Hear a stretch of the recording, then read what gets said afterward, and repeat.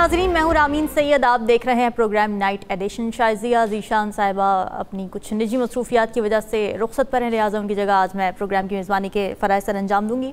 नाजरीन, आज का अहम सवाल यह है कि हुकूमत को टफ़ टाइम देने के लिए क्या पाकिस्तान तहरीक इंसाफ के पास आखिरी ऑप्शन सिर्फ मौलाना फजलुर रहमान या उनका इत्तेहादी बनना ही रह गया है? क्योंकि PTI ने दर्जनों एहतजाज करके देख लिए, फ़ाइनल कॉल को भी आजमा लिया। ओवरसीज़ पाकिस्तानियों ने सिविल नाफरमानी की कॉल पर भी कान नहीं धरे कि हुकूमत घुटने टेकती। इमरान खान की रिहाई को लेकर तहरीक इंसाफ के हामियों ने जो उम्मीदें अमरीकी सदर ट्रंप से लगाई थी वो भी पूरी नहीं हुई। तो अब क्या PTI की सारी उम्मीदों का महवर पाकिस्तानी सियासत में ट्रंप कार्ड समझे जाने वाले मौलाना फजलुर रहमान है? इमरान खान ने आर्मी चीफ और चीफ जस्टिस को खुले खत भी लिख कर देख लिए, मगर जो सिस्टम चल रहा है सो चल रहा है। उनका कोई जवाब आया, ना ही कोई तब्दीली देखी गई। तो क्यों अब PTI को लगने लगा है कि जो पहले नहीं किए वो सियासी समझौते मौलाना फजलुर रहमान के नाम पर किए जा सकते हैं? अब ये हकीकत किसी से ढकी छुपी नहीं है कि इमरान खान और मौलाना फजलुर रहमान बदतरीन सियासी मुखालिफ रहे हैं। KP में JUI की सियासत को कॉर्नर भी किसी और ने नहीं बल्कि PTI ने ही किया। खैबर पख्तूनख्वा में मिले मैंडेट को PTI अपनी मकबूलियत, जबकि JUI इस जीत को मशकूक समझती है। पाकिस्तानी सियासत में कहा जाता है कि मौलाना साहब कभी घाटे का सौदा नहीं करते। तो सोचने वाली बात यह है कि अगर मौलाना साहब PTI को पॉलिटिकल स्पेस लेकर देते हैं तो क्या अपनी स्पेस अपने ही हाथों ख़त्म कर बैठेंगे? PTI के सीनियर रहनुमा पिछले 1 साल से मौलाना के घर के चक्कर लगा रहे हैं, मगर मौलाना साहब हाँ कर रहे हैं ना ही ना, बल्कि वो अभी तक पार्टी के अंदर सलाह मशवरे में लगे हुए हैं कि PTI के साथ चलना है या नहीं। अभी तक अपोजिशन इत्तेहाद ना बनने की वजह एक ये भी है कि मौलाना समझते हैं कि तहरीक इंसाफ की असल क़यादत तो जेल में है और जो बाहर हैं उनमें यकसोई नहीं है। अब PTI अपोजिशन के साथ मिलकर ईद के बाद एहतजाजी तहरीक चलाना चाहती है, मगर मौलाना साहब ये कहते हैं कि हुकूमत मुखालिफ तहरीक हो या ग्रैंड अलायंस का मामला, इस पर फैसला ईद के बाद करेंगे। ऐसे में ये खबरें भी आ रही हैं कि अपोजिशन इत्तेहाद में शामिल होने से पहले JUI ने PTI से इन रिटन गारंटीज़ मांग ली हैं। JUI की शर्त है कि ग्रैंड अपोजिशन के फैसले फ़र्द वाहिद यानी इमरान खान नहीं बल्कि पूरा इत्तेहाद मिलकर करेगा। सिर्फ यही नहीं, JUI को PTI के कभी हुकूमत से तो कभी इस्टेब्लिशमेंट से मुज़ाकरात पर सोलो फ्लाइट लेने पर भी एतराज़ है। JUI समझती है कि जहाँ भी बातचीत होगी ये काम अपोजिशन इत्तेहाद करेगा। अब मसला यहाँ पर यह है कि PTI की सारी सियासत वन मैन शो यानी इमरान खान के गिर्द घूमती है। तो क्या ऐसे में PTI के लिए इत्तेहाद में चलना मुश्किल नहीं हो जाएगा? इसी पर बात कर लेंगे। हमें ज्वाइन कर रहे हैं senator doctor Humayun Ahmed, senior रहनुमा PTI हैं। Sir, welcome to the show. सबसे पहले तो ये बता दीजिए कि JUI की जानिब से इत्तेहाद के लिए शराइत क्या रखी गई हैं?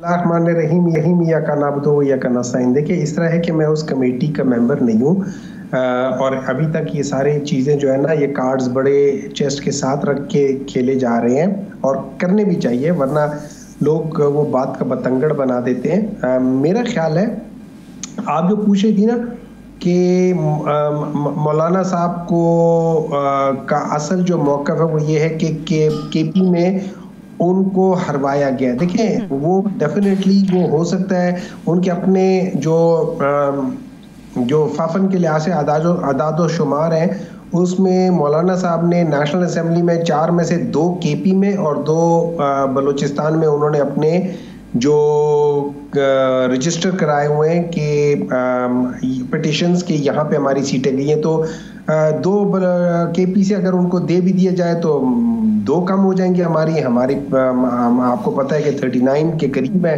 तो उससे क्या फ़र्क पड़ेगा? मैं कोई फ़र्क नहीं पड़ेगा। उसके बाद जो प्रोविंशियल है उसमें उन्होंने टोटल 20 लॉन्च किए कंप्लेंट्स, उन 20 में से KP में 5 है। तो पाकिस्तान तहरीक इंसाफ के पास 115 में से तकरीबन 90 समथिंग है, इस तरह कुछ है, कोई 25 से कम है। तो अगर उसमें 90 है या इस तरह कुछ है, तो अगर उसमें से 5 कम हो जाएंगे तो पाकिस्तान तहरीक इंसाफ को क्या फ़र्क पड़ेगा? कोई फ़र्क नहीं पड़ेगा। अब आ जाते हैं, बात यह है कि अगर मौलाना साहब पाकिस्तान तहरीक इंसाफ के साथ बात कर लेते हैं और उनके साथ एक अंडरस्टैंडिंग कर लेते हैं, चाहे वो अलायंस ना भी हो लेकिन एक अंडरस्टैंडिंग होनी चाहिए कि पाकिस्तान तहरीक इंसाफ उनको क्या दे सकती है। अगर पाकिस्तान तहरीक इंसाफ ने पॉलिटिकली मौलाना को बैक किया तो मौलाना सिंध में सीटें ले लेगा, मौलाना बलूचिस्तान में अपनी चीफ मिनिस्ट्री बना लेगा। मौलाना साहब जो है वो KP में उनके इस वक्त 7 सीटें हैं, वो 7 से बढ़ के 17 से 18 पे जा सकती हैं इसके। और मौलाना साहब को प्रॉब्ली पंजाब में भी 1-2 सीटें मिल सकती हैं। अच्छा। अगर पाकिस्तान तहरीक इंसाफ उनको बैक करती है। सो सवाल ये उठता है कि क्या मौलाना साहब को पाकिस्तान तहरीक इंसाफ के साथ करने से कोई फायदा होगा, या पाकिस्तान मौलाना को सबसे ज्यादा फायदा होगी पाकिस्तान तहरीक इंसाफ के साथ? ये बताइए कि केपी में जैसे कि आप कह रहे हैं कि उतनी सीटें बढ़ जाएंगी, केपी में पीटीआई की गवर्नमेंट है, तो क्या केपी में मैंडेट की वापसी, हम इसे कह सकते हैं क्या मौलाना फजलुर रहमान को उनके मैंडेट को वापस कर देंगे? नहीं, मैं इस मैंडेट की बात नहीं कर रहा हूँ, मैं नेक्स्ट इलेक्शंस की बात कर रहा हूँ। क्योंकि जो मौलाना साहब का और पाकिस्तान तहरीक इंसाफ का और जो अपोजिशन का जो जॉइंट लाए अमल है, जिस पे हम सारे इकट्ठे हो रहे हैं, वो ये हो रहे हैं कि ये हुकूमत बेसिकली इनके पास मैंडेट नहीं है और ये इलीगली बैठे हुए हैं। इनको हटाना होगा। एक इलेक्शन कमीशन को थोड़ा सा रिवैम्प करना होगा और उसके बाद फ्री फेयर ट्रांसपेरेंट इलेक्शन कराने होंगे। हाँ, उस इलेक्शन में क्या सूरत हाल होगी, मेरे लिहाज से एक किस्म के वहां पे 2 वो बन जाएंगी। आप ये समझ लें कि 2 साइड्स बन जाएंगे। एक में जॉइंट ऑपोजिशन टाइप एक साथ हो जाएंगे और दूसरी तरफ पे ये जो बाकी पॉलिटिकल पार्टीज हैं, जिनमें पीपल्स पार्टी है, पीएमएलएन है, बाप है, एमक्यूएम है, ये सारे एक साइड पे हो जाएंगे। और पाकिस्तान केपी में पावर शेयरिंग का फॉर्मूला तय होने जा रहा है पीटीआई और जेयूआई के दरमियान?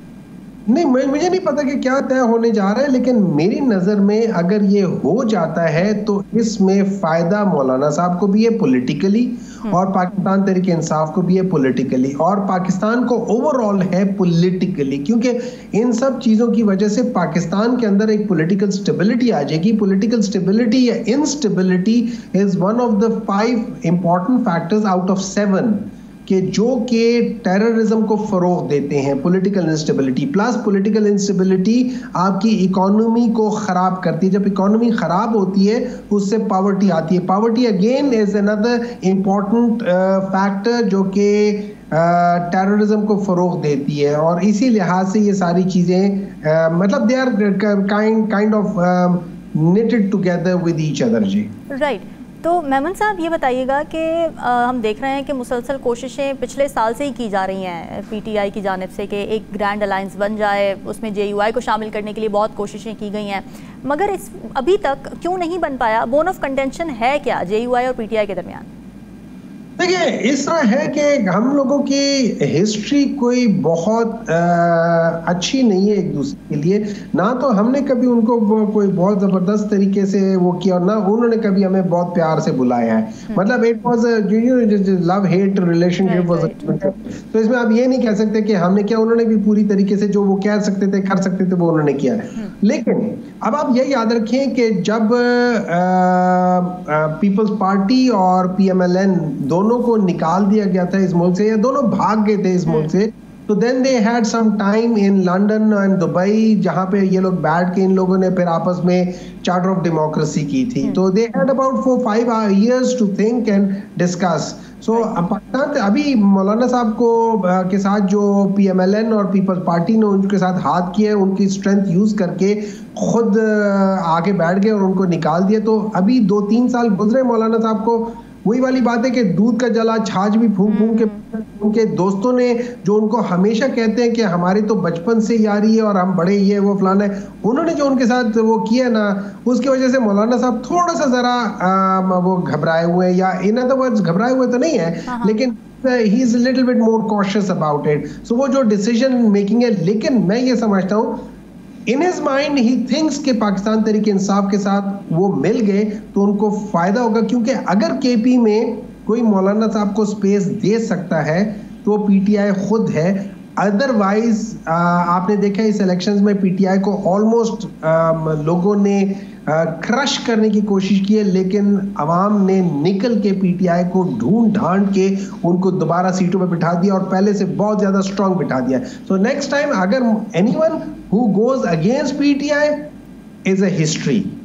राइट। मेमन साहब, अगर ये शर्त रख दी जाती है, जो कि ख़बरें तो आ रही हैं, हमें ज़राए से ख़बरें मिल रही हैं कि ऐसी कोई शर्त शायद रख दी जाए कि खान साहब नहीं करेंगे फ़ैसला, इस अपोजिशन अलाइंस में जितने भी फैसले होंगे वो फ़र्द वाहिद नहीं बल्कि पूरी अपोजिशन मिलकर करेगी, क्या PTI या खान साहब इस बात पर ऑन बोर्ड होंगे? क्योंकि ज़ाहिर है खान साहब की सियासत का मिजाज हम जानते हैं, वो अपनी ओपिनियन ज़रा फॉर्मली देते हैं और उसी को इम्प्लीमेंट करवाना चाहते हैं। देखिए, इसका होता है हर एक आदमी जो सक्सेसफुल आदमी होता है वो अपनी ओपिनियन स्ट्रांगली देता है, जो बिलीव करता है जितना स्ट्रांगली वो अपनी ओपिनियन उतनी स्ट्रांग देता है। अब क्या इमरान खान, देखिए इमरान खान इन प्रिंसिपल कभी कोलिशन पार्टनरशिप के हक में नहीं होता, राइट, कभी नहीं होता, ठीक है। It is this second option, और जब सेकंड ऑप्शन आती है तो ऑफ कोर्स आप उनको लेकर चलते हैं, आप उनके साथ चलते हैं। अब यहाँ पे अगर इमरान खान कहता है कि हाँ हम इनके साथ चलेंगे, तो मैं ये समझता हूँ it will be A part and parcel कि ये डिसीजन मेकिंग मेरे ख्याल में 3, 4, 5 बंदों के दरमियान में होगी। उसमें मौलाना साहब होंगे, उसमें अचकजई साहब होंगे, उसमें शायद खाकान अब्बासी साहब होंगे, उसमें पीरो पगाड़ा साहब होंगे, तो उनमें ये 4-5 लोग तो होंगे ही होंगे। और ऑब्वियसली PTI की तरफ से इमरान खान जो उनको रिप्रेजेंट करने वाले जो भी होंगे वो इमरान खान से पूछ के वो बात बता दिया करेंगे। और अगर ये हो जाती है तो फिर प्रॉब्ली इनको थोड़ा सा ये लोग एक्सर्ट करके ये लोग जाके इमरान खान से डायरेक्टली भी मिल सकते हैं जेल में, व्हाई नॉट। PTI को मौलाना फजलुर रहमान या JUI के साथ इत्तेहाद करके क्या फ़ायदा होगा पॉलिटिकली? देखिए, इस तरह है कि इसमें हम PTI को फायदे के लिहाज से नहीं देख रहे, हम इस वक्त पाकिस्तान के फायदे के लिहाज से देख रहे।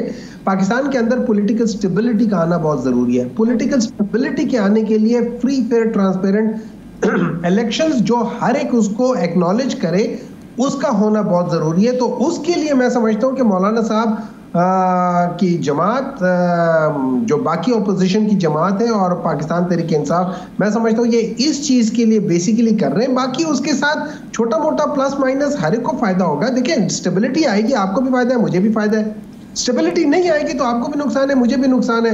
लेकिन जो हमारा जो मेन टारगेट है वो स्टेबिलिटी है, बाकी चीजें बाय प्रोडक्ट है। हम लोग बाय प्रोडक्ट्स को नहीं देखते, हम मेन प्रोडक्ट को देख रहे हैं जिसके लिए हम इकट्ठे जा रहे हैं। आप समझते हैं कि PTI की जो मकबूलियत है उसको मौलाना फजलुर रहमान साहब कुछ लगामे भी डालना चाह रहे हैं या डाल सकते हैं? इस तरह है, ये मकबूलियत को है ना, मैं इसको देखता हूँ वह तो इज्जो मंतशाओ, राइट। और जब अल्लाह ताला किसी को, मतलब मकबूलियत एक किस्म की वही होगी ना, इज्जत होगी। जब अल्लाह ताला किसी को इज्जत देने पे आ जाए तो मैं और आप कौन होते हैं उसको रोकने वाले। क्या ये मुमकिन है कि जिस तरह की भी डील की जाए, ज़ाहिर अगर अपोजिशन इत्तेहाद डील करता है एस्टैब्लिशमेंट के साथ, तो वो खान साहब को भी माननी पड़ जाए? देखिए, अगर तो अपोजिशन इत्तेहाद होगा तो फिर सब ये जॉइंट फैसला होगा, उसमें बात माननी पड़ जाएगी तो बात नहीं बनती ना, उसमें अच्छा। ये मिल के डिसीजन होगा और उसके डिसीजन फिर सब लोगों का डिसीजन होगा तो बात आगे जाएगी ना। ये तो नहीं हो सकता ना। देखिए, ये नहीं हो सकता कि इमरान खान डिसीजन ले और बाकी सबको माननी पड़े, और ये भी नहीं हो सकता कि बाकी सब डिसीजन ले इमरान खान को मानना पड़े। It has to be it has to be a joint decision. हाँ, गिव एंड टेक। देखिए, हर एक आदमी का वो देखे ना, देखने का अंदाज जो होता है ना, वो कहते हैं और भी सुखनवर जमाने में अच्छे, कहते हैं गालिब का है अंदाज बयां। और तो सारे लोग अपने अपने तरीके से देखते हैं और उसको वो करते हैं, इसमें डिफरेंसेस भी हो सकती हैं। लेकिन खान साहब की मकबूलियत का राज ही ये था कि बड़ा फॉर्म स्टैंड लेते हैं और एस्टैब्लिशमेंट को भी उन्होंने हमेशा नो किया है बहुत सारी चीज़ों के ऊपर। तो अगर इस तरह से अपोजिशन इत्तेहाद किसी बात पर मुत्तफिक हो जाती है, क्या हामियों को मनाना, खान साहब को मनाना पॉसिबल होगा? इतना आसान होगा? देखिए, इमरान खान एक प्रिंसिपल स्टैंड उसने, अगर आप उसके 1996 के जब नए पीपल ये पाकिस्तान तहरीक इंसाफ बनी थी, उस वक्त के जो उनके बयानात हैं, जो उनके कॉन्सेप्चुअल अंडरस्टैंडिंग है of political party and how Pakistan should be running, और आज के बयानात देख लें तो उसमें मेरे ख्याल में 18-20 का फर्क है, उससे ज्यादा फर्क नहीं है। उसमें आप ये समझ लें कि 90% चीजें तो वही हैं जो हमेशा से कहते आ रहे हैं। छोटी मोटी चीजें इवॉल्व हो गई है, वो अपनी जगह है, तो उनका कोर कभी नहीं बदला। हाँ, उसके कोटिंग में थोड़ी बहुत चेंजेस आ जाए तो आ जाए, core he has never change. ठीक है, तो अब सवाल ये हो जाता है कि क्या वो चीजें, हाँ इसमें बहुत सारे लोग हैं, मेरे ख्याल में वो जो कोर वैल्यूज हैं उनसे शायद कोई डिसएग्री करे। अब उसमें ये एस्टैब्लिशमेंट और उसमें पॉलिटिकल पार्टीज के लिहाज से ये, लेकिन देखिए मैं आज एक इंटरव्यू सुन रहा था, एक नाम भूल गया वो अमेरिकन उसका, कि वो कह रहा था कि ये जो प्रेजेंट रजीम है ना, जिसमें ये मियां शहबाज शरीफ वाली बात कर रहा था, वो कहते हैं कि ये तो पहली बार एस्टैब्लिशमेंट को एक ऐसा बंदा मिल गया है कि जो हर वो काम करने को तैयार है कि जो एस्टैब्लिशमेंट चाहती है। हर लेकिन खान साहब की स्टेटमेंट ऑन रिकॉर्ड है कि मेरे तो हाथ बंधे हुए थे। देखिए उसके वो जो हाथ बंधे हुए थे ना, उसकी एक मकसद, उसकी वजह थी। लोग इसको पता नहीं किस तरीके से लेते। अब मेरी अंडरस्टैंडिंग गलत हो, मैं उसको कुछ कह नहीं सकता, लेकिन हाथ बंधे का मतलब ये था कि देखिए जब आप कोलिशन गवर्नमेंट बनाते हैं ना, और उसमें ऑब्वियसली वो कोलिशन गवर्नमेंट इमरान खान शायद नहीं करना चाह रहे थे, लेकिन उनको मतलब थोड़ा सा किया था कि यार ये बना के कर लो, यानी प्रिंसिपल से हटे ना फिर तो वो अपने, और नुकसान हुआ। वो एग्री, उन्होंने खुद कहा हुआ है, ये उनके अपने अल्फाज है, उन्होंने खुद कहा हुआ है, उन्होंने कहा कि ये सही बात नहीं है। हुकूमत में कोalition का नुकसान हुआ, पीटीआई ने एक्नॉलेज किया, खान साहब ने खुद एक्नॉलेज किया, तो फिर ऑपोजिशन में कोalition का कैसे फायदा होगा? देखिए ऐसा होता है कि जो हुकूमत के जो कोalition थी ना, अब इन दोनों पॉलिटिकल पार्टीज को ला के बिठाने के लिए जब उनको कहा जाता था तो वो कभी एक नखरा कर, आपको पता है ना आजकल क्या नखरा करे, कभी एक मतलब काम कर रहे होते हैं लेकिन साथ साथ बोल भी रहे होते हैं। तो आप इमरान खान तो बाकियों की तरह नहीं है, उससे सीधा साधा बंद है। तो वो कहता था कि यार ये तुम ही इनको लेकर आए, तुम इनको बुला लो, हम क्या कर सकते हैं, मतलब we can't be blackmailed by them ना। हम वो ब्लैकमेलिंग वाला हिसाब किताब नहीं करते ना कि चलो यार 10 रुपए ये ले लो, 10 रुपए मीन्स के ये थोड़ा सा फंड ले लो और आके बैठ जाओ, वो चीज नहीं करते। तो इस वजह से वो कह देते बाजवा साहब को कि यार ये आपके लोग हैं, आपको बुलाओ, इनको बिठाओ, वो करो। लेकिन उसका ये मतलब नहीं था कि हमारे पीटीआई अपने नंबर्स पूरे रखती थी, जो हमारे एलाइज से उनको करने के लिए एस्टैब्लिशमेंट को कहना पड़ता था, क्योंकि वो उनकी बात मानते थे। यानी पीटीआई ने ये सबक अब सीख लिया है मेमन साहब के कोalition में नहीं जाना, क्योंकि कोalition में जाने से हाथ बन जाते हैं, और अगर एस्टैब्लिशमेंट पार्टीज को मिलाए आपके साथ तो आपको हुकूमत नहीं लेनी चाहिए।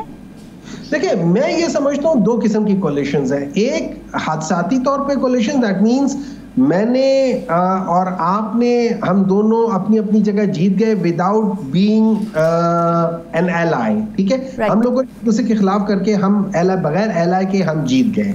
अब उसके बाद मुझे जरूरत है और मैं ढूंढ रहा हूँ कि क्या, तो आप आ जाती हैं। तो हम लोग एक नजरिए के साथ नहीं लड़े इलेक्शंस, अलग अलग नजरिए पर लड़े और इकट्ठे आ गए। दूसरा हो जाता है कि मैं और आप मिलके कहते हैं कि यार इस चीज के लिए हम इकट्ठे करेंगे, और हम बास चीजें चॉक आउट कर देते कि यार ये करना है। जब आप उस तरीके से करके जाते हो, जिसको हम प्री इलेक्शन अलायंस कहते हैं, राइट, अगर हो जाए उसमें मेरे ख्याल में उसमें कामयाबी के चांसेस बढ़ जाते हैं as oppose to post alliance. True, समझ आती है ये बात, मेक सेंस। सोशल मीडिया की पॉलिसी पर बहुत ज़्यादा तनकीद हो रही है पीटीआई के मेमन साहब, आपको लगता है कि वाकई कुछ चीज़ें हाथ से निकल रही हैं and it is the high time to modify social media policies of PTI? हाँ देखिए, मेरी नजर में सोशल मीडिया क्या है, सोशल मीडिया इज लाइक हम सारे बैठे हुए एक बड़े से मैदान में, और जो बात करता है वो हर एक सुन रहा है, या एटलीस्ट उनमें से लेट्स से मैं जब सोशल मीडिया पे बहुत कम जाता हूँ, मैं ऑलमोस्ट ना देखने के बराबर जाता हूँ, लेकिन मुझे नहीं पता होता कि ये जो सारे बड़े बड़े नाम हैं, क्योंकि आपने उनको टैग करना होता है, आपने उनको फॉलो करना होता है, ताकि वो जो भी बोले तो वो आपकी चीज आ जाती है, या आप किसी तरीके से कोई ऐसा मैसेज किया होता है जो उनको किया होता है या उनको टैग किया होता है किसी मैसेज में, वो चीज हो जाती है। क्योंकि अगर आप वो चीज ना करें, दूसरे लफ्जों में अगर आप किसी के साथ दोस्ती ना करें, तो आपको नहीं पता चलेगा कि वो आदमी क्या कह रहा है, ठीक है। मुझे नहीं पता कि मेरे मतलब 5 महल्ले दूर एक बंदा है जिसको मैं जानता ही नहीं, वो क्या कह रहा है मेरे बारे में, लेकिन अगर मैं उसके साथ मेरी दोस्ती हो और हम एक ही हल्के में बैठे होते हैं, तो वो जब भी कुछ कहेगा मुझे पता चल जाएगा कि यार इसने ये कहा, वो कहा, मेरे सामने कह रहा होगा, ये मेरे दोस्त उसके साथ बैठे होंगे, वो कर लेगा। तो social media is like that, ठीक है। ये चीज करें, इनमें से दो चीजें, एक उन लोगों का पर्सनल ओपिनियन है, एक उन लोगों के रिजर्वेशन है, और एक उसके अंदर झूठ है, या एक उसके अंदर क्या कहते हैं इल्जामात हैं। अब ये चीजें, इल्जाम सोशल मीडिया भी देता है, ये झूठ सोशल मीडिया भी करता है, ये झूठ हमारी हुकूमत भी करती है, ये झूठ हमारे हर एक जगह पे बस गया हुआ है। पाकिस्तान की नस नस में झूठ भरा हुआ है, पार्लियामेंट के अंदर झूठ होता है, जुडिशरी में झूठ होता है। अभी मैं देख रहा था एक ट्वीट देख रहा था, ये पीटीआई के रेफरेंस के लिहाज से जो इस्लामाबाद हाई कोर्ट का एक डिसीजन है कि हमें जब मिलने नहीं दिया चाह रहा, उन्होंने कोर्ट के फलाने बंदे को इस दिन मिलने की इजाजत मिली थी, तो बंदे का नाम लिया है अबूजर साहब का, उन्होंने कहा है कि भाई मुझे या एक और हमारे लॉयर है कि भाई इनको उस दिन हमने मिलने दिया था। तो जो जेलर है, जो जेल सुप्रिटेंडेंट है, उसने गलत बयानी की है जज के सामने, और जज ने उसको एक्सेप्ट कर लिया है। अब सवाल ये होता है कि वो जज बैठा हुआ था इसलिए कि उसको एक्सेप्ट कर ले, मतलब ही वाज क्या कह सकते हो उसे, यानी आप ये कहना चाह रहे हैं, इन शॉर्ट, थोड़ा मेरे पास इस वक्त टाइम कम है डॉक्टर साहब, कि इन शॉर्ट आप ये कहना चाह रहे हैं कि पॉलिसी में कोई इशू नहीं है पीटीआई की, जिसने जो बात करनी है वो उसने करनी है, you can not do anything about it, right? More or less something like that. And आपको इसको डिफरेंशिएट करना होगा पीटीआई के सोशल मीडिया को और बाकी लोगों के सोशल मीडिया को। इन अदर वर्ड्स, देखिए आप कुछ कहती है, मैं उसको कोट करता हूँ, ठीक है, इसका ये मतलब नहीं है कि ये मैं कह रहा हूँ, ये मेरी पॉलिसी है, लेकिन मैंने आपकी बात को कोट कर दिया। अग्री तो कर रहे हैं ना, अग्री तो कर रहे हैं, चले ठीक है कि मैं एग्री कर रहा हूँ, मैं कह रहा हूँ यार वो तुम्हारे बारे में आप उसको कर नहीं सकते ना, इंडोर्स नहीं कर सकते जब तक आप उससे अग्री ना कर रहे हो। अगर आप उसको इंडोर्स करें इसका मतलब you are agreeing with it, right? In a way देखिए, मैं ये भी तो कह सकता हूँ ना कि यार आपके बारे में फलाने ने ये बात की है, अब मैं उससे एग्री नहीं कर रहा हूँ, लेकिन मैं आपको बता रहा हूँ आपके बारे में उसने ये बात की है। अच्छा, चलें ठीक है, आपका पॉइंट आ गया, बहुत शुक्रिया। डॉक्टर नुआइम मोहम्मद साहब हमारे साथ मौजूद थे, पीटीआई के रहनुमा, और बड़ी अहम उन्होंने गुफ्तगू की सोशल मीडिया की पॉलिसी के हवाले से। वो ये कह रहे हैं कि इसमें कोई तब्दीली आएगी नहीं, और अलायंस के हवाले से पुरुमीद हैं। देखते हैं कि ये ऊँट किस करवट बैठता है। वापस आएंगे एक ब्रेक के बाद।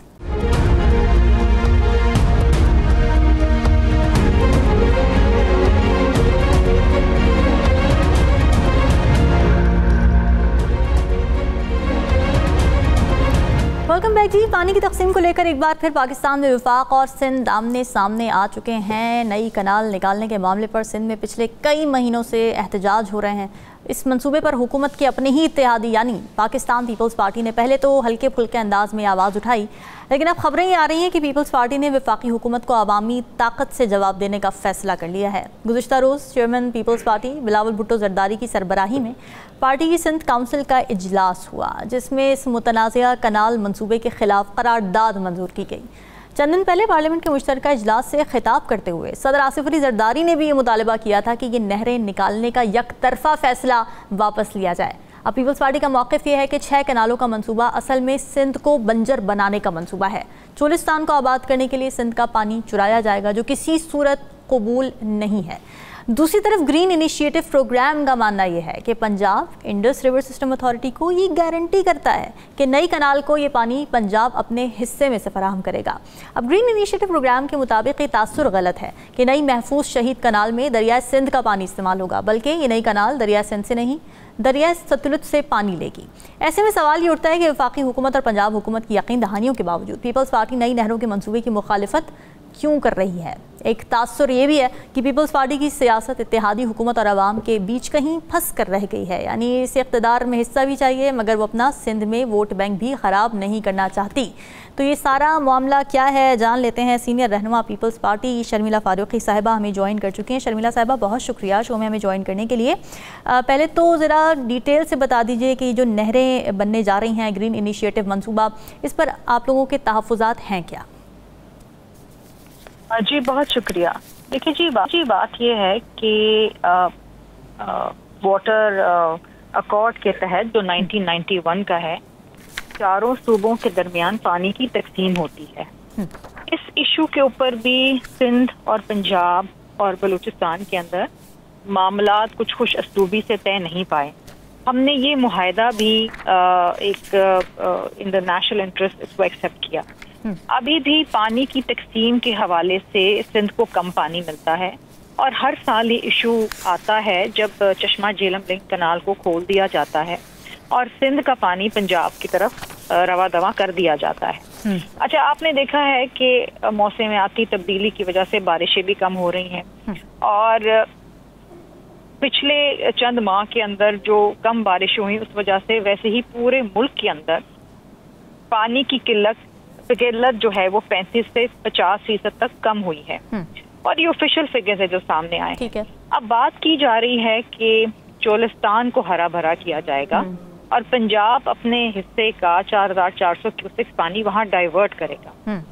अब अगर पानी ही कम है और पंजाब अपना ही हिस्सा पूरा नहीं कर पाएगा तो पानी चोलिस्तान की तरफ कैसे डाइवर्ट होगा? होता यह है कि जब आप किनार्स बनाना शुरू करते हैं और रेगिस्तान को जब आप हरा भरा करेंगे तो आप पानी कहीं से तो लेंगे। अगर पंजाब का पानी कम होगा तो पंजाब कहीं से तो अपनी पानी की किल्लत पूरी करेगा, फिर वो पानी लिया जाएगा दरिया सिंध से। सिंध में ऑलरेडी जो सिंध को हर साल पानी मिलता है वो 25 से 30% कम होता है।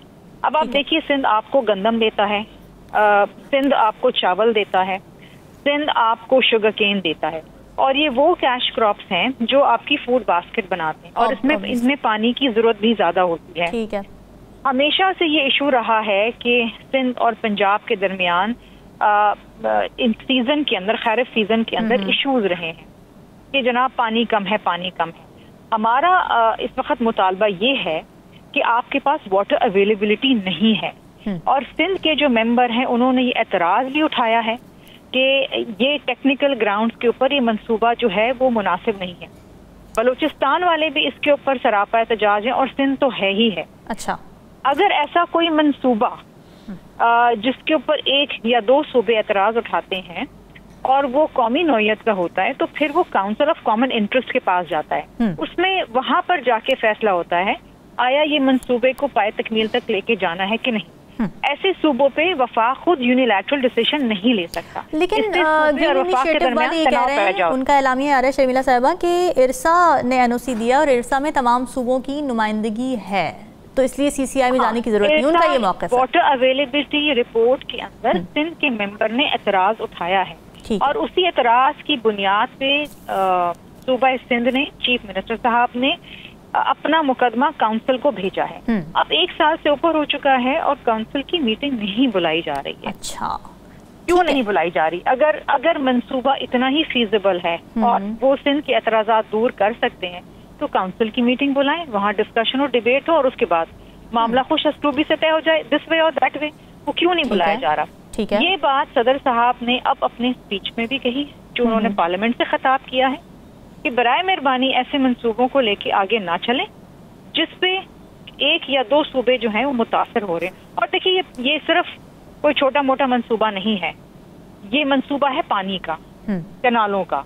और पानी जो है वो शहर है, पानी के ऊपर तो जंगे हो जाती है ना जी। ठीक बात है। पानी हमारी जरिया माश है, पानी हमारा सोल है, सिंध का सोल है। दरिया सिंध में से अगर आप पानी निकालेंगे, इस वक्त भी जो कोटरी बैराज है उसमें जो मिनिमम रिक्वायरमेंट है पानी की जिससे वो डेल्टा हरा भरा रहे, वो 8.6 MAF है। पिछले 10 सालों से वो मिनिमम पे चल रहा है, पानी है ही नहीं, बारिशें ही नहीं हो रही हैं। अच्छा, अब ये वाटर अवेलेबिलिटी का जो आप पॉइंट रेस कर रही हैं ना, ये बिल्कुल समझ में आता है, लेकिन इसका एक जो उन्होंने रिबटल दिया हुआ है ना अपने एलामी में, उन्होंने कहा है कि जी हम तो जून से अक्टूबर के जो महीने होते हैं जिसमें बारिशें होती हैं, सैलाब आते हैं, हम वो पानी लेने जा रहे हैं, हम उस हिस्से को नहीं छेड़े। ये does it make sense? No, it doesn't make sense. जून से अक्टूबर तक सैलाब नहीं आता, बारिशें नहीं होती हैं। जुलाई अगस्त के अंदर बारिशें होती हैं, सिर्फ 2 महीने। अच्छा, ठीक है, ठीक है। और उस 2 महीने के बाद बाकी 10 महीने आप क्या करेंगे? अगर आपने चोलिस्तान को हरा भरा करना तो क्या सिर्फ 2 महीने आप सैलाब का पानी लेके उसको हरा भरा करेंगे? बाकी 10 महीने आप पानी कहाँ से लेकर आएंगे? 10 महीने आप पानी लेकर आएंगे दरिया सिंध से, क्योंकि पंजाब ने अपने आप को भी हरा भरा रखना है। अगर आप पंजाब पे सतलज से 4400 क्यूसेक लेके जा रहे हैं और वहाँ पानी की किल्लत हो जाती है तो पंजाब अपना भी तो पानी पूरा करेगा ना, या पंजाब सूख जाएगा? देखिए, जब मुल्क के अंदर पानी ही नहीं है, और ये वर्ल्ड बैंक की रिपोर्ट है जो ये कह रही है कि पाकिस्तान 2035 तक पानी की शदीद किल्लत से मुतासर होगा, अभी भी हो रहा है। इस वक्त भी सिंध के अंदर क्योंकि बारिशें नहीं हुई हैं तो हमारी जो शुगर केन है, हमारी जो वीट है, वो शदीद मुतासर हुई है। तो बात यह है कि अगर इतने सारे एतराज़ात हैं और टेक्निकल ग्राउंड के ऊपर हैं तो इसको काउंसिल, जो कि एक फोरम, कॉन्स्टिट्यूशनल फोरम है जहाँ पर ऐसे मुतनाज़ा मंसूबे डिस्कस होते हैं, वहाँ पर आप ले जाएं और वहाँ जाके आप फैसला करें कि इसका क्या करना है। देखिए ना, बहुत सारे अलग तरीके हैं। अगर पाकिस्तान के अंदर ज़राअत के शोबे में इन्वेस्टमेंट की जाती, ड्रिप इरिगेशन की तरफ जाते, स्प्रिंकलर की तरफ जाते, पानी बचाते, ये चीज़ें करते तो शायद, और वाटर रिजर्वोयर्स बनाते, ये बारिशों का पानी कंजर्व करते हैं कहीं पर, तो हाँ हम कहते हैं कि जी एक्स्ट्रा पानी पड़ा हुआ है, ठीक है आप इसमें से पानी ले जाएं। लेकिन इस वक्त तो पानी ही नहीं है। ऐसा वक्त भी आता है सूबा सिंध में जब बुरके को नहलाने के लिए पानी नहीं होता है। मुझे पता है ना, मैं खुद एक किसान हूँ, मुझे पता है कि इस वक्त भी मेरी जमीनों के ऊपर पानी 15 दिन से बंद है, और क्योंकि पानी नहीं है, रोटेशन पे पानी आता है, ठीक है, वो फसलें खराब हो रही हैं। और मैं रोज फोन करती हूँ कि जी पानी थोड़ा खोल दें, पानी थोड़ा खोल दें, वो कल कहते हैं, बिकॉज पानी रोटेशन से पूरे सिंध में जाता है।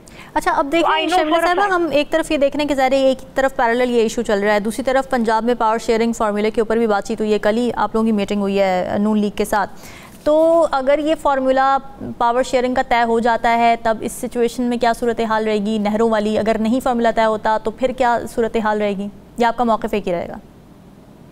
देखिए, पंजाब में पीपल्स पार्टी का पावर शेयरिंग फार्मूला में भी बजट साजी के हवाले से है, डेवलपमेंट फंड्स के हवाले से है, और दीगर मामलात है, उसका किनालों से कोई ताल्लुक। ठीक है, ठीक है, वो मामला हल होता है, नहीं होता, अल्लाह करे हल हो जाए और खुश असलूबी से हो, क्योंकि ये हमारे तहरीरी मुआहदे में शामिल था। अच्छा। जो अभी तक जिसको ऑनर नहीं किया गया। हाँ। लेकिन इससे कनाल का कोई ताल्लुक नहीं ना, सिंध के पानी तो में। तो अगर हुकूमत नहीं सुनती आप लोगों की एतराज़ात, जो कि बड़े सेंस भी बना रहे हैं, अगर हुकूमत नहीं सुनती तो फिर लाहे अमल क्या होगा पीपल्स पार्टी का?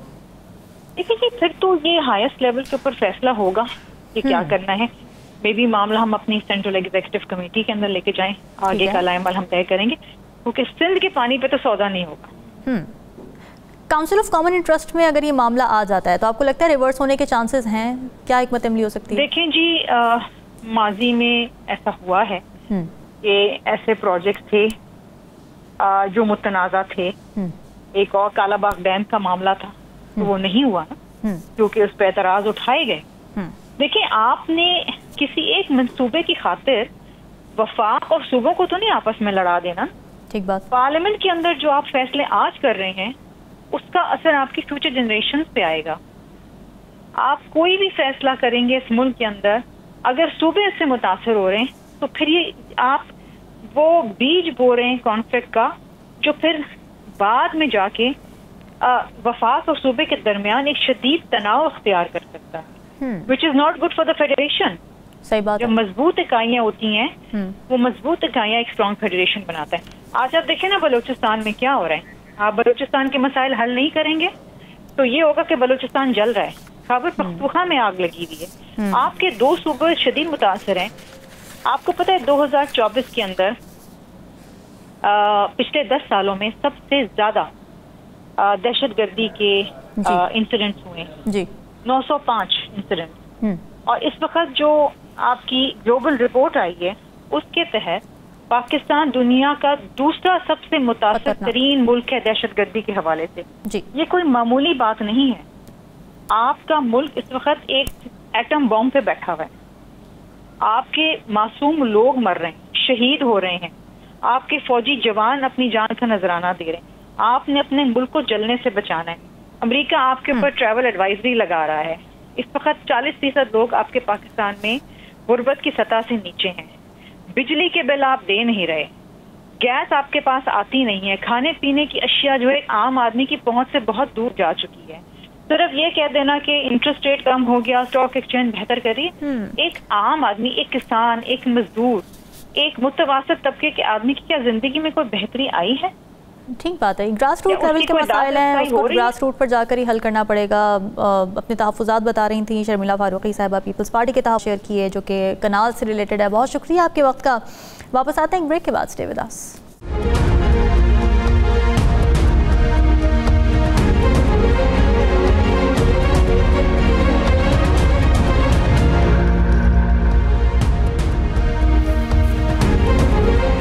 वेलकम बैक नाज़रीन। आलमी मंडी में पेट्रोलियम मसनूआत की कीमतें गिरने के बाद तवक्को ये थी कि हुकूमत भी आवाम को ईद का तोहफ़ा देगी और पेट्रोल और डीज़ल की प्राइसेस में लगभग 15 रुपए तक कमी कर दी जाएगी। लेकिन ये क्या कि हुकूमत ने तोहफ़ा देने के बजाय आवाम को एक और लारा दे दिया है।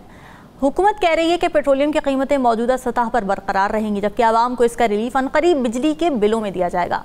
अब सवाल यह है कि पेट्रोल और डीजल की कीमतों में कमी का जो रिलीफ आवाम को फौरी मिलना था वो क्यों नहीं दिया गया? इसे बिजली बिलों में क्यों एडजस्ट किया जा रहा है? बात यहाँ ख़त्म नहीं हुई। वफाकी हुकूमत ने IMF की एक और शर्त पूरी करते हुए पेट्रोल और डीजल पर लीवी में 10 रुपये फ़ी लीटर इजाफा भी कर दिया है। वजारत ख़जाना से जारी नोटिफिकेशन ये बताता है कि पेट्रोल और डीजल पर लीवी 60 से बढ़ाकर 70 रुपये फ़ी लीटर कर दी गई है। मुआशी माहिरीन के मुताबिक अगर पेट्रोलियम लीवी में मौजूदा इजाफा ना होता तो आवाम को पेट्रोल की कीमत में 10 से 15 रुपये फ़ी लीटर तक रिलीफ मिल सकता था। दूसरी तरफ बेल आउट पैकेज की अगली किस्त की मंजूरी के लिए पाकिस्तान और IMF के दरमियान मुज़ाकरात मुकम्मल हो चुके हैं। आलमी मालियाती इदारे की तरफ से अभी अगली किस्त की मंजूरी तो नहीं दी गई है, मगर पाकिस्तान को मुतालिबात की एक नई फहरिस्त थमा दी गई है, जिनमें जून तक कौमी एयरलाइन और बिजली की तकसीम का कंपनीज की प्राइवेटाइजेशन शामिल है। IMF ने आवाम को बिजली बिलों में रिलीफ देने की तजवीज़ को भी मुस्तरद कर दिया है और हुकूमत की तरफ से आलमी मालियाती इदारे को 8 से 10 रुपये फ़ी यूनिट आवाम को फ़ायदा देने की तजवीज़ दी गई थी, जो कि मुस्तरद कर दी गई है ज़राए के मुताबिक। IMF ने सोलर पैनल्स और इलेक्ट्रिकल गाड़ियों पर टैक्स की रियायतें भी ख़त्म करने का मुतालबा कर दिया है। फिर IMF ने रिटेल, होलसेल और रियल स्टेट समेत मुख्तलिफ शोबों में टैक्स वसूली बेहतर बनाने का कहा है। इसी तरह से अमीर तबके पर टैक्स छूट ख़त्म करने और बड़े जागीरदारों से ज़रूरी इनकम टैक्स लेने का भी मुतालबा किया गया है। और ये भी मुतालबा किया गया है कि point of sale track and trace system मौसर बनाकर टैक्स की चोरी को रोका जाए।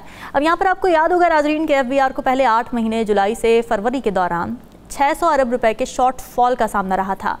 IMF ने FBR के सालाना टैक्स वसूली के हदफ को 12,970 अरब रुपए से कम करके 12,350 अरब रुपए कर दिया है। साथ ये मुतालबा भी किया है कि अगले 4 महीनों में टैक्स शॉर्टफॉल को पूरा किया जाए। सवाल ये कि क्या पाकिस्तान IMF के दिए गए अहदाफ हासिल कर लेगा? बेल आउट पैकेज की अगली किस्त की मंजूरी कब तक मुमकिन है? इसी पर बात कर लेते हैं। हमारे मईशत डॉक्टर खाका नजीब साहब में शो में ज्वाइन कर चुके हैं। सर, बहुत शुक्रिया आपके वक्त का। अब ये देख रहे हैं हम कि आलमी मार्केट में तेल की कीमतें कम हो रही हैं और एक्सपेक्टेड यही था कि ये फ़ायदा आवाम तक मुंतकिल होगा, मगर फिर बीच में आ जाता है IMF और उसकी लीवी, जिसकी वजह से ये फ़ायदा आवाम तक नहीं पहुँचा। किस तरह देख रहे हैं आप? बिस्मिल्लाहिर्रहमानिर्रहीम। सो आपने सारे वीक की जितनी भी डेवलपमेंट्स थी वो बखूबी सामने रखी। हमें पूरा प्रोग्राम चाहिए if we go through each of them in detail. हम कोशिश करते हैं। पहली बात आपने दुरुस्त कहा। देखिए, सो हुआ ये कि अगर 10 रुपए पेट्रोल में आपको मिले हैं और 12-13 रुपए दूसरी तरफ मिले हैं डीजल में, तो आप इसकी कीमत को कम कर सकते थे और ये इंटरनेशनल प्राइस वेरिएशन जो है वो इसकी मेजर वजह है। बट हुकूमत ने ये मौजू समझा कि क्रॉस सब्सिडाइज कर दें। इस 10 रुपए को अगर आप पास ऑन ना करें और PDL 10 रुपए बढ़ा दें तो एक साल में आपको 150 अरब से 180 अरब रुपए जमा हो जाएंगे। तो आप वो पैसे लेंगे और आप क्रॉस सब्सिडाइज करके बिजली की कीमत 1.25 रुपये, 1 रुपये 30 पैसे, 1 रुपये 40 पैसे डिपेंडिंग ऑन कितने यूनिट्स बिकते हैं ऑन दी एवरेज कम कर सकते हैं। आई थिंक ये एक ऐसी चीज़ है कि हमने जब भी क्रॉस सब्सिडाइज पाकिस्तान में चीज़ों को किया है, उन्होंने सर्कुलर डेट की तरफ हमें माइल किया। इसकी वजह ये है कि अगर पेट्रोल की कीमत बढ़ जाती है इंटरनेशनल मार्केट में तो फिर आपको बढ़ाना पड़ेगी। पर हुकूमत ने ये मौजू समझा कि चूँकि ज़्यादा सार्फिन जो हैं वो बिजली के बिलों से तंग हैं, तो इसको इस तरह आजमाया जाए। अब इसको आप पॉलिसी मेकर्स की थिंकिंग कह सकते हैं। लेट्स होप कि इसको और IPPs के मुआहिदों का रीडू होना और वो जो फाइनेंशियल री इंजीनियरिंग कर रहे हैं, जो 1250 अरब बोरो कर रहे हैं, उस सब को देखते हुए आपको 5-6 रुपए अगर बिजली की एवरेज प्राइस जो कि 35 रुपए है विदाउट टैक्सेस एंड लेवीज, उसमें अगर कुछ बेहतरी मिले और फंड के साथ ये एग्रीमेंट हो जाए तो आप ये देख सकेंगे आने वाले दिनों में। बट अगेन इस क्रॉस सब्सिडी को ध्यान से यूज़ करना चाहिए। अगर तेल की कीमत बढ़ती है इंटरनेशनल मंडी में तो वो आपको प्राइस पास थ्रू करना पड़ेगा। ये तो एक बात हो गई। दूसरी बात, IMF के साथ जो मुज़ाकरात हैं, देखिए मैं हमेशा कहता हूं कि पाकिस्तान ने 24 प्रोग्राम एंटर किए हैं पर 24 के 24 कंप्लीट नहीं किए। Pakistan has always found it hard कि वो प्रोग्राम्स को एंड तक लेकर जा सके, और ये बात मुझे इसलिए मालूम है कि 13-16 का वो वाहिद प्रोग्राम है जो पाकिस्तान ने जिसे कहेंगे फ्लाई थ्रू किया था, और वो प्रोग्राम चूंकि मैंने एंकर किया था पाकिस्तान के लिए, so I am very well aware कि 12 रिव्यूज़ उसके कराए। बट अब आप पहले रिव्यू में ही स्टाफ लेवल एग्रीमेंट हो जाता तो बहुत अच्छी बात थी जो आप कर रहे थे, बट उसमें कई कबातें थी। MEFP को आप बनना, यानी कि जो memorandum of economic and financial financial policies है उसके बनने में कई चीजें ऐसी रह जाती हैं जो कि तय, जैसे कि अगर आपका टैक्स कम हो गया और ओवरऑल सालाना की बुनियाद पर कम हो गया 600 से 800 अरब, तो जो आपने सरप्लस बनाना था बजट का, जिसको प्राइमरी सरप्लस कहते हैं, उसके लिए एक्सपेंडिचर के क्या क्या कट्स हैं जो आपको करने पड़ेंगे, सो उस पे आपको बात करनी थी। सो ऑब्वियसली ये इतना आसान नहीं है कि हुकूमत कन्विंस कर पाए। फिर इसी तरह जो एग्रीकल्चर इनकम टैक्स के इजरा में डिले हुआ, उसको आगे कैसे लेकर चलना है। इसी तरह जो इस वक्त आपकी बिजली की निर्ख हैं, उनके थ्रू अगर कोई सर्कुलर डेट का बिल्डअप है, उसके नंबर्स जो हैं उस पर एग्री करना है। सो ये इतना आसान नहीं है कि हम उस नतीजे पे पहुंच जाएं। मैं हमेशा कहता हूं कि कंट्रीज को बहुत होमवर्क करके रखना चाहिए जब भी मिशन आ रहा हो, और जहां जहां आपको डिफिकल्टी हो। मसलन हमने अपना सॉवरेन वेल्थ फंड जो है उसमें एक स्ट्रक्चरल बेंचमार्क था कि उसमें अमेंडमेंट करनी है। अब अगर अमेंडमेंट में कोई डिले होता है या अमेंडमेंट नहीं हुई तो फिर उस पर हमें जो लाए अमल है वो बना के रखना चाहिए। इसी तरह जब पॉलिसी पे गुफ्तगू होगी जो हुई कि क्या क्या ऐसी चीजें हैं जिस पे आप नई चीजें दे सकते हैं, और फिर सबसे ज्यादा जरूरी जैसे आपने कहा कि आने वाला जो बजट है उसके जो टैक्स के अहदाफ हैं और क्या क्या नए टैक्स कलेक्ट होने हैं। ताजिर दोस्त स्कीम अगर कामयाब नहीं हुई तो उसके लिए फिर आप आगे क्या करना चाहते हैं, उसमें 50 अरब रुपए रखे हुए थे। अब जब आप इतनी जुजियात में जाकर देखेंगी तो आपको भी अंदाजा होगा कि ये इतना सिंपल नहीं था। वन वुड हैव होप्ड कि ये हो जाता। मैं अब भी उम्मीद रखता हूं कि आने वाले दिनों में सब्सिडी की बात की, लेकिन हम तो खबरें ये भी देख रहे हैं ना कि IMF को जो तजवीज़ दी गई है हुकूमत की जानिब से कि हम आवाम को बिजली के बिलों पर रिलीफ देना चाहते हैं, IMF ने तो वो मुस्तरद कर दी है। तो फिर ये क्रॉस सब्सिडी के नतीजे में मिल पाएगा रिलीफ? देखिए, अगर तो हुकूमत ने 10 रुपए यहाँ पे PDL बढ़ा के 150 से 200 अरब रुपए अगले 12 महीने में कमा रही है और वो क्रॉस सब्सिडी देना चाहती है, आई एम होपिंग कि ये फंड से पहले उन्होंने डिस्कस कर लिया होगा और इस क्रॉस सब्सिडी को यूज करने का जो मैकेनिज्म है वो भी तय कर लिया होगा। और इसके साथ साथ जो बाकी चीजें, जैसे मैंने कहा IPPs में 1.5 से 2 रुपए अगर आ रहे हैं जो अभी हो गया है, हुकूमत बेहतरी तौर पे इसको सामने रख देना चाहिए अब कि उसमें से क्या रिलीफ है जो आपको मिल रही है। और जो फाइनेंशियल री इंजीनियरिंग है जो उन्होंने रिजेक्ट किया है IMF में, वो मैं ज़रूर आपको बता सकता हूँ। पाकिस्तान का जो इस वक्त का आपको टैरिफ आता है मैम, उसमें बहुत सी चीज़ें ऐसी हैं जिसमें टैक्सेस लगे हुए हैं, यानी कि there are a number of taxes that come into your bill. क्या है वो? GST 18% पे आता है, इनकम टैक्स 10%, सेल्स टैक्स जो कमर्शियल में है specially, extra sales tax, retailers पे सेल्स टैक्स 7.5%, इलेक्ट्रिसिटी ड्यूटी 0 से 1.5% तक, और फिर हमारा जो PTV है उसका 35 रुपए से आई थिंक 60 रुपए के करीब एक PTV फी आती है। हुकूमत ने ये कोशिश की थी कि इन टैक्सेस से, और मैं समझता हूँ कि इन टैक्सेस को निकाल देना चाहिए, GST को छोड़ के बाकी सारे टैक्सेस खत्म कर देने चाहिए। उसकी वजह यह है कि हमें डायरेक्ट टैक्सेशन की तरफ जाना चाहिए और IMF को कन्विंस होना चाहिए, पर शायद हम कन्विंस नहीं कर पाए उनको, क्योंकि ऑलरेडी जैसे आपने कहा कि अगर 600 अरब का शॉर्टफॉल है और ये पूरे सालाना की बेसिस पे बढ़ जाएगा तो आप ऑलरेडी एक्सपेंडिचर्स को काट रहे हैं। मैं एक बड़ी जरूरी बात ये कहता हूं कि लोग बड़ा आसान कहते हैं कोई नहीं जी, हम अपना PSDP यानी डेवलपमेंट बजट 1100 से 500 कर देंगे।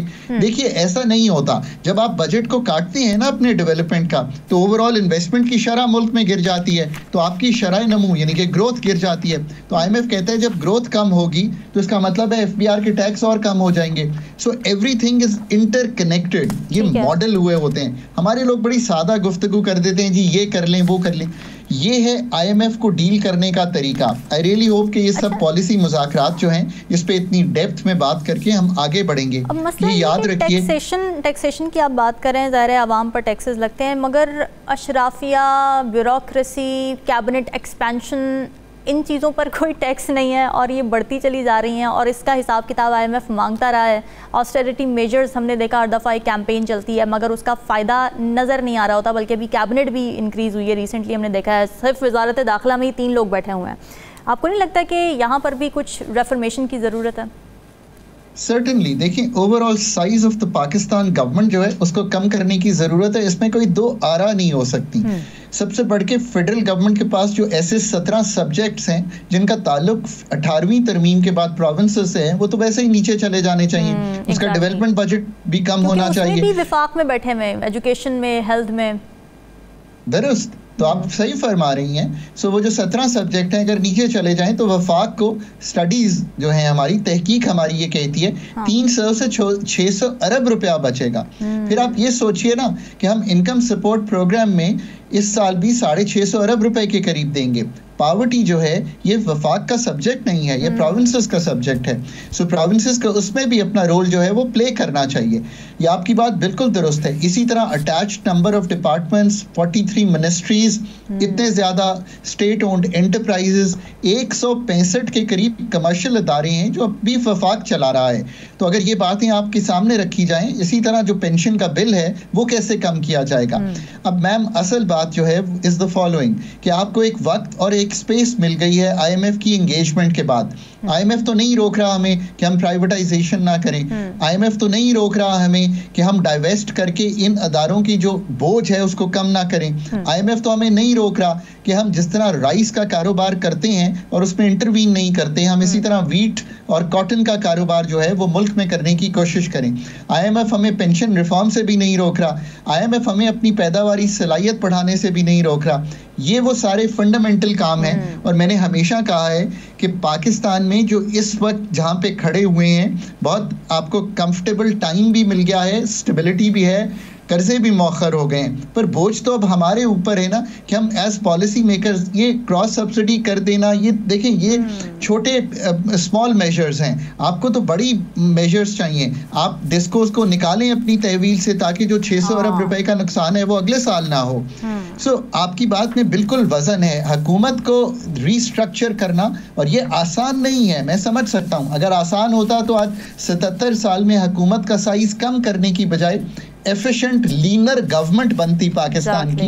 अमेरिका भी तो यही करने जा रहा है ना। अगर वो इलॉन मस्क को लाए हैं और कहते हैं गवर्नमेंट एफिशिएंसी कायम करनी है, तो ये दुनिया भर का इस वक्त जो फेज है हम उसमें से गुजर रहे हैं कि ज्यादा से ज्यादा। और मैं इसकी 2 मिसालें देता हूं और आप बड़ी आसानी से समझेंगी। अगर इस वक्त सिर्फ पीटीवी होता, हमने डीरेगुलेट ना किया होता जिस सेक्टर में आप काम करती हैं, तो क्या आप सोच सकती हैं कि सारे कॉम्पेयर और सारे कैमरामैन और सारे प्रोड्यूसर्स की नौकरियां निकलती? ये पाकिस्तान की कामयाबी की मिसाल है। इसी तरह आखिरी जो बहुत बड़ी मिसाल मैं देता हूं, आप सोचे सिर्फ पीटीसी होता और आपने फोन की लाइन में खड़े होकर फोन लेना पड़ता। आज लोग मेरे पीछे भागते हैं, मोबाइल ले लीजिए, पैकेज चेंज कर लीजिए। आज लोग पीछे भागते हैं कि आप घर में जब इंटरनेट लगवाएं तो साथ ही हमारा फोन भी लगवाएं। क्या इसमें पाकिस्तान की ही मिसाल है ना? कोई मैं इंडोनेशिया या मलेशिया की कहानी तो नहीं सुना रहा आपको। ठीक बात है।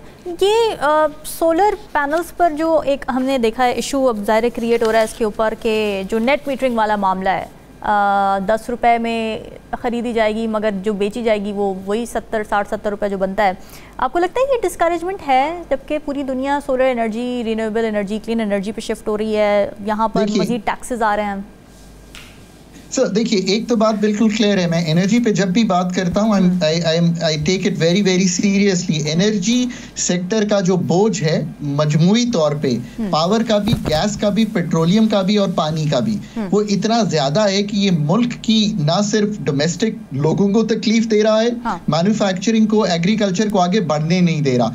इसकी जब तक तंजीमें नौ नहीं करेंगे, पावर मिनिस्ट्री को प्रोफेशनलाइज करें, एक एनर्जी मिनिस्ट्री बनाएं, पूरी रेगुलेटेड को ठीक करें, यही वजह है कि जब आप पॉलिसी का इजरा करते हैं, देखिए ट्वीक तो करने की जरूरत थी इस वक्त भी पावर पॉलिसी को इन टर्म्स ऑफ सोलर। इसका क्या मतलब है?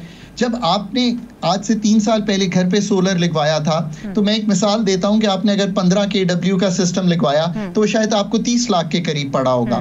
आज मैं जाकर वही सोलर सिस्टम लगवाऊं अपने घर पे और नेट मीटरिंग से कनेक्ट करूं तो आप हैरान हो जाएंगी, मुझे 15 लाख रुपए का पड़ेगा। इस मिसाल से पता ये चलता है कि अब अगर मैं 15 लाख खर्च करके ये काम करूंगा तो मेरा पे बैक जो है, यानी कि सोलर में जो सेविंग हो रही है वो 1, 1.5, 2 साल में हो जानी है। जबकि आपने जब ये काम किया तो वो तो आपको 4 से 5 साल लगे। इसलिए 27 रुपए को ट्वीक करने की जरूरत थी। क्या वो 10 रुपए होना चाहिए था? I am not sure. मेरा एकदम 1/3 पे चले जाना I think maybe was drastic. So दोबारा सोच लें इस पे, अगर इसको थोड़ा सा इंसेंटिवाइज रखना चाहते हैं। अब उन्होंने ग्रॉस मीटरिंग कर दिया, आप जो बेचेंगे जैसे आपने फरमाया वो 10 पे, तो इससे काफी डिसइंसेंटिवाइज होगा। पर ये भी याद रखिए कि दुनिया दुनिया में जो चाइनीज सेलर है वो देख रहा है कि ये कीमत इतनी टूट गई है। आप देखेंगी कि आने वाले दिनों में सोलर की कीमत और कम हो जाएगी। और मुझे जो थोड़ा सा खौफ आ रहा है वो इज द फॉलोइंग, कि जब लिथियम आयन बैटरीज की कीमत इतनी कम हो जाएगी तो अच्छे जो कस्टमर हैं वो कहीं ऑफ द ग्रिड ना जाएं। सो फिर हमारी मिनिस्ट्री को, हमारी जो एनर्जी पॉलिसी मेकर्स हैं, हमारे रेगुलेटर्स को ये सोचना है कि क्या वो पॉलिसी फ्रेमवर्क होगा जिसमें सोलराइजेशन भी हो पर लोग ऑफ ग्रिड कंप्लीटली ना चले जाएं और जो सिस्टम है उसमें सारे गुड कस्टमर्स निकल ना जाएं। ये हैं सारी पॉलिसी साजी के मैकेनिज्म। इनका हम जवाब आज तो नहीं दे सकते 10 मिनट में, पर हम ये जरूर कह सकते हैं कि जो मैंने पहले कहा कि एनर्जी मिनिस्ट्री प्रोफेशनल और सिनर्जिस्टिक, बिजली, पानी, गैस, पेट्रोलियम, इनको इकट्ठा मिलाकर सोचिए और फिर सोचिए कि एफिशिएंटली बिजली कैसे मेरे घर में आए कि मैं ग्रिड से ना जाऊं, और गैस को मैं अपने गीजर में कैसे जाया ना करूं और उन प्लांट्स में दूं पाकिस्तान में जिन पे 50-60% पे बिजली की एफिशिएंसी पे वो बनते हैं। ये सारे काम अगर आप करेंगे तो 3 साल बाद बहुत बेहतर मुल्क दिखाई देगा आपको। बहुत शुक्रिया, बड़े वैल्यूएबल इंसाइट्स दिए। रौकान नजीम साहब हमारे साथ मौजूद थे। प्रोग्राम से अब तक के लिए इतना ही, मुझे दीजिए इजाज़त। अल्लाह हाफ़िज़।